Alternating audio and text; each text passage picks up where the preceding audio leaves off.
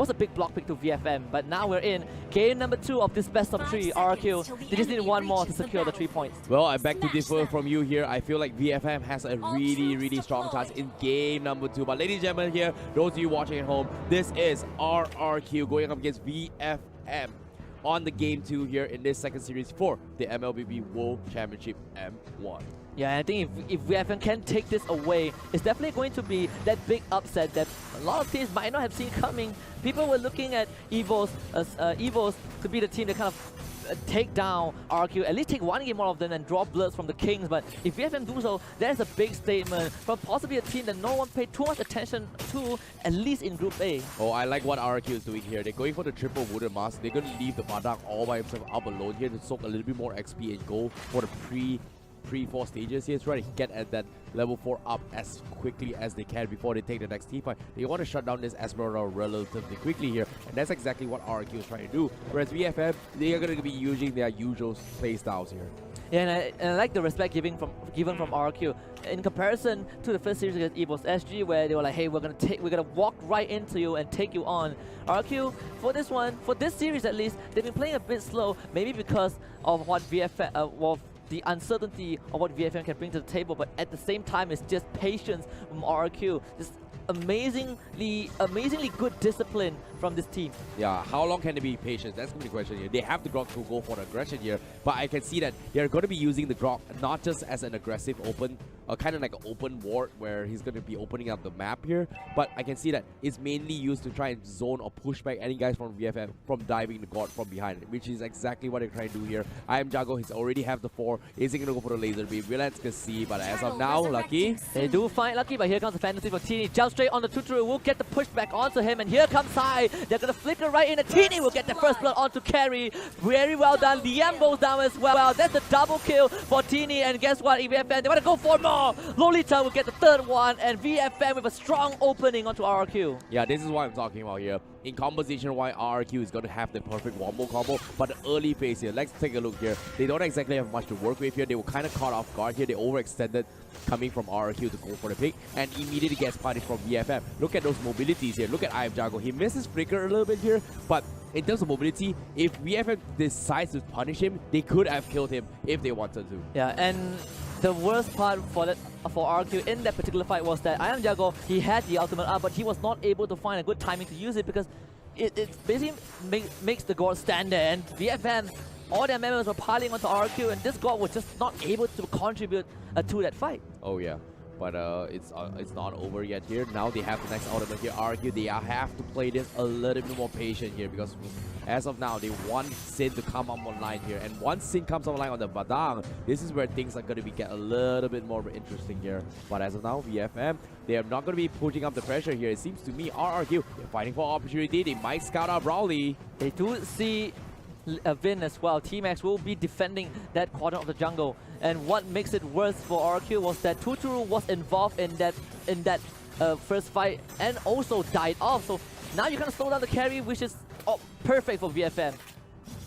Tuturu, the gold crab here is going to be up for contestants here. You can see commitments coming from RRQ, but this commitment has a reason for them here. You can see RRQ, they want to stall the gold crab here so they can buy a little bit more time here for Sin to come over line, but slowly but surely, rotations are coming in. They might cut in here. Oh, nice wall there. He stole it away, and Liam kind of isolated Hurricane Death, but again, here comes Teeny for killing spree, and Liam no longer for the wall. Harry will bring it out, and it's Hyde with that 5th kill for VFM, and RRQ collapse. Nice wall there, seemed like a good start, but RRQ got baited. Here comes the Aura, but Brawley, not enough damage. They need more on Sin. It's not over yet as well. RRQ, they will lose Tuturu down below, and VFM, they're back in the game. Yeah, VFM, you talk about how this team is the aggressive team. They are the aggressors. They like to take fights. Game 1, they took the fight, even though they're on the back foot. Guess what? Now they have the lead. They're going to keep doing this, and they're not going to stop. Yeah, just based on the draft. That's the power of the Kufra, right? Like you see, RRQ was a little bit afraid here. Most of the times, Kufra was just in your face. They're afraid of those Tyrants' rages, afraid of those Tyrants' revenge as well. And we have not seen a really big play coming from Kufra from VFM. But RRQ, I'm pretty sure in their minds here, they're very worried about it. Yeah, and because of two botch fights, RRQ now, they are on salvage mode. They need to kind of fall back onto low economy mode just because Tuturu was not able to gain any benefits off of that. Two deaths for this carry. You're relying on this carry to kind of shred through the Kufra, shred through the Lolita, and they're not getting any of those benefits. Wow, the gods out here pretty much expanded trying to take the turtle buff as well, but unfortunately to say, he was actually secured from Sin from the side of RRQ, but now Seven Force committed, Win as well, going to go for some flicker here, Warchat as well. Liam needs to force the back out, no Hurricane Dance, but nice out here from Mana, connects onto, is it gonna be enough? No follow-up indeed here, RRQ, they had to back off because Guards used the ultimate here, but VFM, they're gonna be at a stalemate here, they're gonna try and defend this tier 1 a little bit longer from the side of RRQ. VFM, Calamity Reaper up on high now, they're gonna focus on this tier 1, but no, the Hurricane Dance from Leon takes the Phantom, takes TD away, they get 1 kill despite that, and RRQ, that is gonna be a small reward there. Yeah, that is gonna sting for VFM, and the idea was correct. Teeny wanted to play the zoning game, but kind of ignore Liam, who was there, who was ready with a Hurricane Dance, just pushes him back to that inhibitor. No way for this Lemon to get out. Worst part was VFM didn't get the tier 1 tower, and now RQ able to get the small lead and on the hero with the highest bounty and a streak as well. Fantastic defense there coming from RRQ. Like, they took that situation really well. They took the most minimal damage possible here with the biggest impact, and that's exactly that. And I feel like they've got more than what they actually asked for, but now can they get even more here? 4k deficit, but now slowly but surely this is where they come up online because Tuturu is 0-2-0, but one more good team fight. This is where RRQ will snowball their way back into the equalizer score. Yeah, and VFM playing that 1-3-1, you have both Teeny and High going for a split push. They're putting pressure using their front line on that middle lane simply to keep RRQ occupied. The God is now forced to protect that structure because that tower is so important for RRQ. You don't want this Lemon to run around your jungle, and that is why VFM has so much space to work with. They get that free turtle as well. And we might see it engage if VFM finds the chance. Yep, double main setup here from side VFM. They have the online timing right now, and they need to capitalize on this. And RRQ, surprisingly enough, they still pull the map into this middle tier 3. They don't exactly want to give away the map control away, and RRQ perfectly understands that they've bought enough time now. 7 minutes has passed. Will they be able to contest this buff here? They need this buff from RRQ if they want to stand a chance to come back here. And seems to me they will get it. Nice done there. And the second time that RRQ was able to secure that buff, but for the first time RRQ bleeding a bit against VFM, has lost all that tier 1 tower. It's going to be VFM taking more and more control, and this is where it starts to get scary. You have this Kufra and Leomord running together as a duo, constantly trying to invade the jungle. Sin is not going to be in a good place. Uses the bottom out, gets the pushback, but the damage is not there. T-Max does come in to join the fight, but Sin will survive that, and now RRQ gets the wall into Lucky, block him more, but not able to convert that into anything, and now I am Jago a bit isolated to get the Ghost stun, but this is the immobility that you mentioned. VFM will find one, and Sin will be called out as well as Broly will dance on him for their revenge. Badang taken down. Yeah, VFM with 2. Not gonna be able to do anything about this here. Grok here trying to go for the protection haze, but now he's gonna try to open the map a bit here. But where's the follow-up? They've lost Sin, they've lost I am Jago. They need Tuturu to come off the line, and that's gonna be the game plan here coming from RRQ. But will they be enough to buy enough time for the VFM? They're 8-1 score now. They've got 2 crucial kills. They're gonna buy a little bit more time here to start poking under the towers here.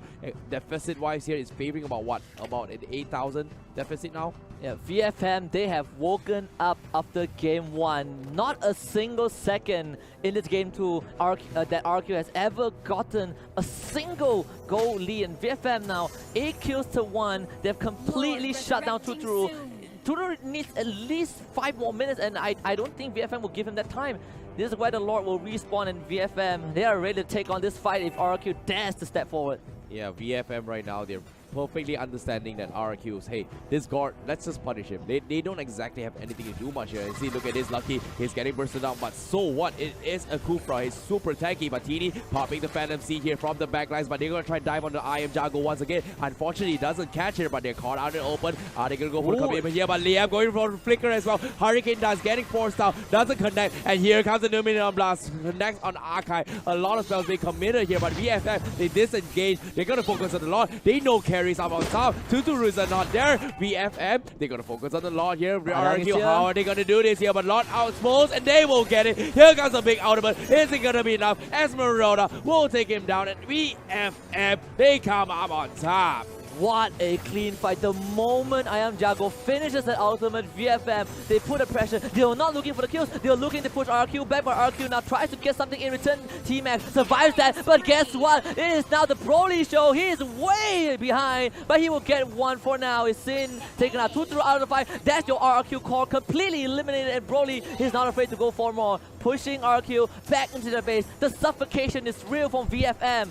And with the lore secured, it seems like VFM, they are looking for their own payback. This is going to be a tough one. Yeah, like you said, they need the payback. They've got the understanding here, but unfortunately, they were sitting on the sides watching how RRQ playing on the sidelines with that God pick, and this is where their results are here to show. We are not here to lose. We are here to win it. RRQ, you pull the God strat, we have an answer, and this might be game, but at the same time, it's not over yet to the Fat Lady 6. RRQ, they're not in it to win it. How will this go down? Yeah, and I mentioned about the Leomo pick early on. His decent scaling that is not easy to shut down. He always has this window to recover, and VFM, they use him to maximum efficiency, and now they're engaging on their first inhibitor with the Lord, and it's this big ultimate coming down from VFM. They will take down the God straight to the back line. Am Jago will be able to survive that. Carry will take down that Lolita, but VFM, they're going to continue this pressure for a bit more. Hide on the killing spree. Second inhibitor inside, and they will be able to take down their structure as well. Broly jumping right in straight against Liam needs to desperately protect this place for RRQ, but no, mega kill, and look at High going crazy for that wipeout. Triple kill for this Harif, and VFM, they draw blood from RRQ.